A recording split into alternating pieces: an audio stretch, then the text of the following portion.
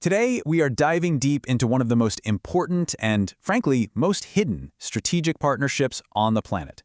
We're talking about the relationship between China and Iran. We're going to uncover how this alliance is quietly reshaping conflicts and really challenging the global order. So you have to ask yourself this question. It's a real puzzle. Iran is buried under some of the toughest international sanctions you can imagine. And yet somehow, they and their proxies are using weapons that are getting more and more sophisticated, more precise every single day. So where's all the tech and the money coming from? Well, the answer doesn't start on a battlefield. It starts in the shadows of the global financial system. See, to understand the weapons, you first have to follow the money. And this is a money trail that has been very cleverly designed to be completely invisible to the West. Get this. According to Western officials, a staggering $8.4 billion flowed from China to Iran just for oil in 2024. But here is the kicker. Not one single cent of that ever passed through the normal global banking system. So how on earth did they do it? This is where it gets really ingenious. They've created this thing called the oil for infrastructure model. Think of it like a giant national-level barter system. China gets the oil it absolutely has to have for its economy, and in return, Iran gets brand new airports, refineries, and highways, all built by Chinese companies. And the whole thing happens without any money transfers that could get flagged by US sanctions. Let's break down how this ghost economy actually works. It's a pretty slick four-step loop. First, an Iranian trader, usually a company called Zhuhai Zhenrong that's already sanctioned, ships the oil. Then, the Chinese buyer deposits the money into this mysterious financial firm called Chuxin. Now, Chuxin is so secretive, it's not even on China's official list of banks. From there, Chuxin pays the Chinese companies building the stuff in Iran.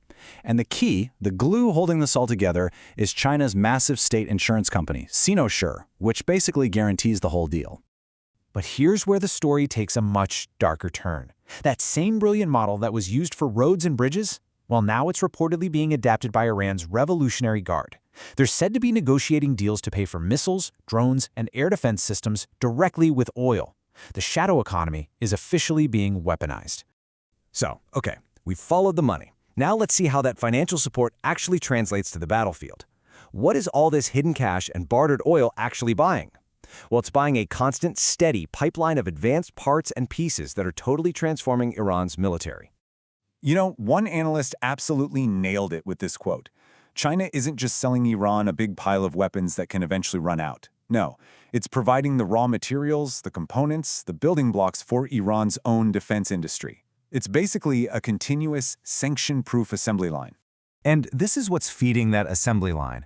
We're talking shipments of over 1,000 tons of sodium perchlorate. That's a key ingredient for solid rocket fuel.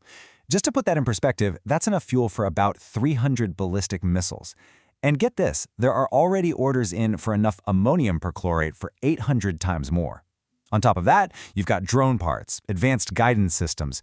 These aren't just items on a list. This is the stuff that's fueling conflicts across the entire Middle East.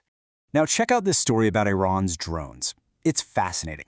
For years, the brain of their drones was a specific American-made chip, the Xilinx Kintex 7. So naturally, Washington built the whole system of export controls specifically to cut off that supply. And for a little while, it worked. But then Beijing saw a gap in the market and just filled it. They started supplying their own advanced chips from places like the Beijing Microelectronics Institute.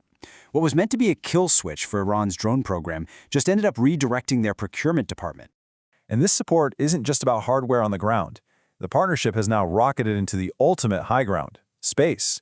And this has become an absolute game changer for Iran and its proxy. To really get why this is such a big deal, you just have to look at what happened during the so-called 12-day war back in June of 2025. Israeli electronic warfare was incredibly successful at jamming the GPS signals that all of Iran's guided weapons relied on, making them useless. But then, just days later, Iran had switched its entire arsenal, drones, cruise missiles, you name it, over to China's Beidou satellite network. And just like that, the attack started again, this time with terrifying precision. And this chart right here shows you why that was possible. Civilian GPS, the kind we all use, is basically a one-way street.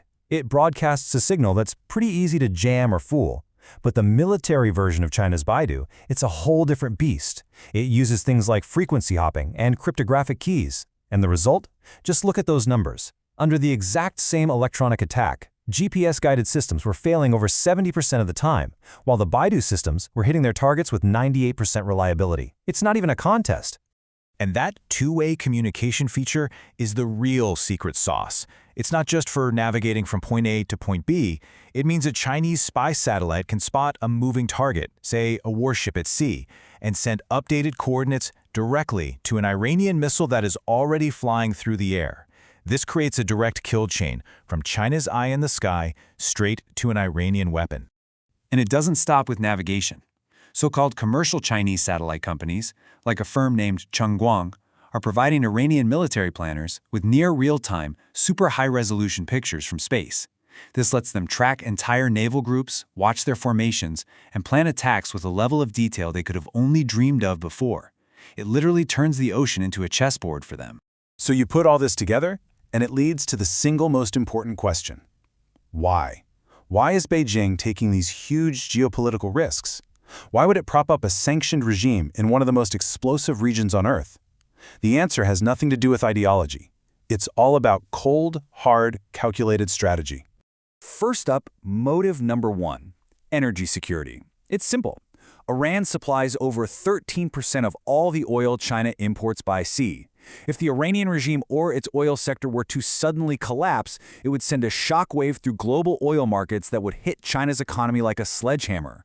So for Beijing, just keeping Iran stable is a matter of national economic survival. Second, and this is a big one, Iran basically acts as a real-world military lab for China. Think about it. Every single time an Iranian missile guided by a Beidou satellite is fired at a Western air defense system, China gets priceless data on how its own tech performs against its main rivals. It's a low-risk way for them to study a future war without ever being in it. And finally, it's about image. It's about global power. Imagine if Iran collapsed and Beijing just stood by and watched. The message that would send to countries all over the world would be crystal clear. China is not a reliable partner.